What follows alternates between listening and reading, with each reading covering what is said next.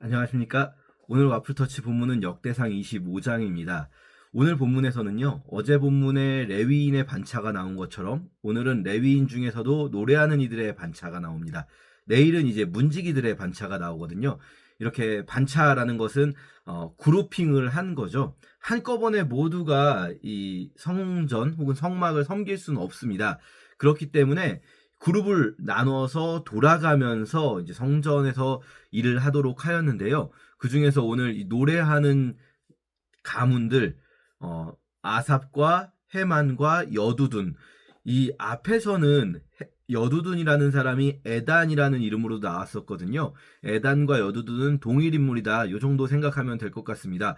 물론 좀 더 깊이 들어가면 에단이라는 이름이 어느 시점부터 여두둔으로 바뀌거든요. 그러니까 그냥 원래 한 사람이 두 개의 이름을 가지고 있었다고 보기보다는 그 사람이 이름을 바꾸었다 중간에 그 이름을 바꾼 시점이 아마도 법궤가 들어오면서 바뀐 것이 아닌가 이런 생각을 하게 되고, 그렇다면 여두둔이라는 이름 속에 포함된 그 내용, 이 여두둔이라는 이름은 어근상 하나님을 찬양하다라는 어근을 가지고 있거든요. 그렇기 때문에 자신이 맡고 있는 역할처럼 이름을 바꾼 것이 아닌가 이런 생각을 좀 해볼 수도 있는데요.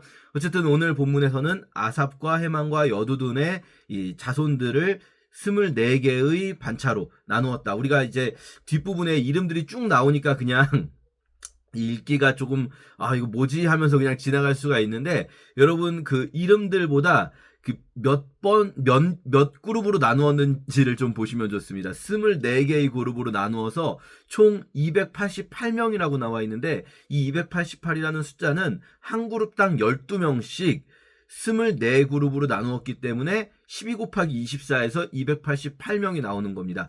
288명이 중요한 게 아니라 24개의 그룹으로 나눈 게 중요한 거겠죠. 자, 그럼 우리가 오늘 본문에서 하나하나 좀 묵상할 지점들을 살펴보도록 하겠습니다.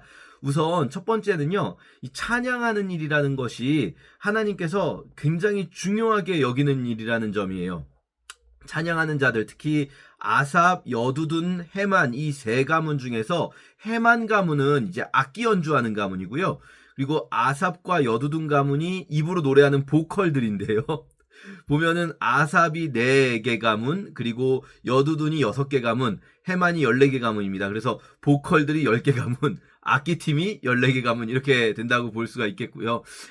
이렇게 악기팀이 있다는 것, 좀 생각을 먼저 해보면 좋겠는데요. 우리가 생각할 때는 어떤 분들은 그런 경우가 있어요. 인간적인 도구들이나 인간이 고안해낸 어떤 것들을 사용하지 않고 하나님의 일을 해야 되는 것 아닌가. 그래서 우리 이제 찬양팀 같은 경우도 예전에 뭐 드럼을 쓰냐 마냐, 무슨 뭐 전자 악기들을 사용하냐 마냐, 막 이런 논쟁들이 실제로 있지 않았습니까? 한국교회에도. 항상 좀 그런 생각을 하는 분들이 있어요. 전통적으로 내려온 것 외에는 새로운 것은 인간이 만든 거다. 사실은 전통적으로 내려오는 것도 다 인간이 만든 겁니다. 파이프 오르간이 성경에 나오겠습니까? 중세 때 파이프 오르간을 만든 거죠. 그럼 파이프 오르간으로 하는 것과 전자드럼으로 하는 것이 무슨 차이가 있습니까? 어차피 다 사람이 만든 건데요. 사람이 만든 것으로 하지 않고 그냥 오직 하나님께서 주신 것으로만 찬양한다면 목소리로만 해야 되겠죠. 실제로 그렇게 주장하는 분들이 있었습니다. 그래서 이제 중세 때 그레고리오 성가라는 건 목소리로만 찬양을 합니다. 근데요, 성경은 그렇게 말씀하시지 않습니다. 나팔 소리, 비파와 수금과 재금, 오늘 여기 본문에는 비파와 수금과 재금만 나오지만 시편 150편에 보면요, 뭐 타악기, 관악기 모든 걸 사용해서 다 모든 것을, 너희가 가진 모든 것으로 여호와를 찬양하라고 합니다. 찬양에만 국한되는 일은 아닐 것입니다. 우리가 어떤 하나님의 일을 하고자 할 때 뭐 인간적인 방법 쓰지 말아라 막 이런 얘기 많이 하는데요. 이게 여러분 물론 이런 의미로는 쓸 수 있습니다. 어떤 하나님을 앞서가려고 하지 말아라. 하나님께서 원하시는 방법이 아닌 어떤 자기가 막 궁리해낸 타협점을 찾아서 그걸로 하나님 뜻을 넘어서서 일하려고 하지 말아라.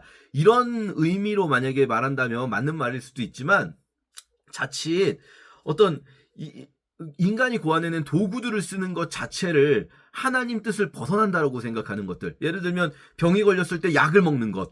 약 인간이 고안해낸 도구지만, 여러분 인간이 고안해낸 것들이 다 하나님이 은혜를 주셔서 한 것 아니겠습니까?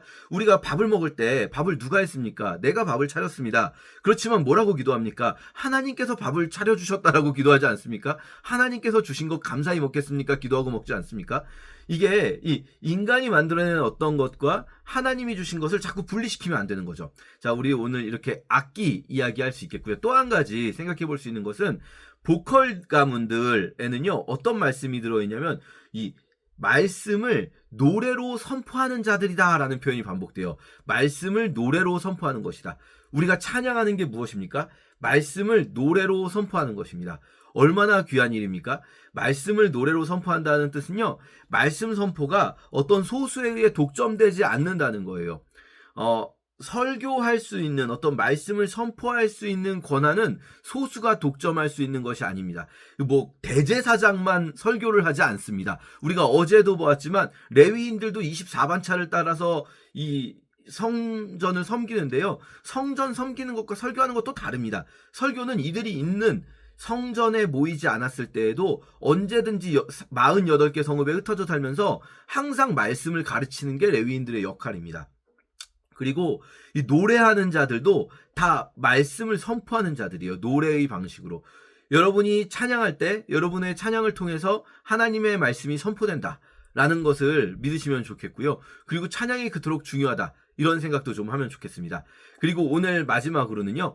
이 일들을 24개의 그룹을 나누어서 돌아가면서 했다라는 점을 꼭 기억하시면 좋겠어요. 무슨 의미입니까? 가장 잘하는 사람 몇 명이 독점하지 않았다는 거예요. 우리 이런 생각하기 쉽습니다.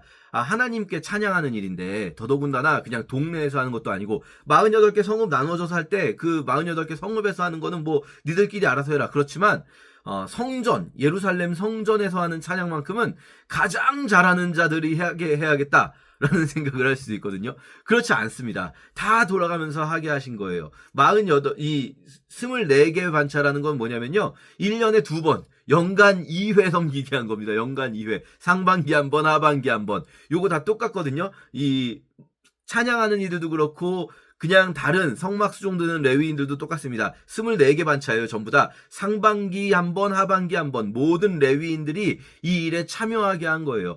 여기에요. 오늘 본문에 보시면 스승과 제자도 이 구분 없이 뽑았다라는 말씀이 있습니다. 스승과 제자라는 거는요. 그 시대에도 이제 가르쳐주고 배우는 사람들이 있었던 거죠. 노래, 음악은 특히. 그러면은 더 잘하는 스승들이 중심이 되지 않습니다. 더 잘하는 사람들만 쓰고 제자들은 나중에 다 배운 다음에 쓰고 이러지 않습니다. 스승과 제자 구별 없이 제비 뽑아서 자기 반차에 따라서 찬양으로 성막을 섬기게 했습니다. 실력이 중요한 게 아니에요. 물론 실력을 열심히 갈고 닦아야 합니다. 이 288명 모두가 열심히 자신의 실력을 갈고 닦고 있을 겁니다.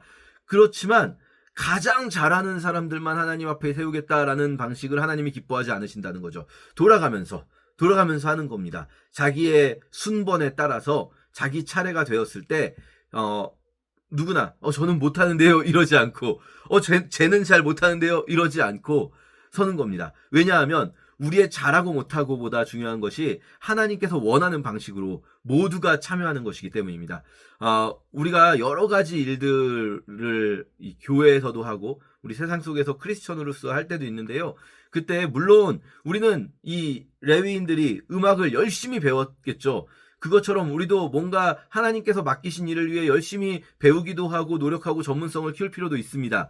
그렇지만 궁극적으로는 하나님께서 가장 원하시는 건 그 모든 일을 함께 한다는 겁니다. 소수가 독점하지 않고 함께 하는 것.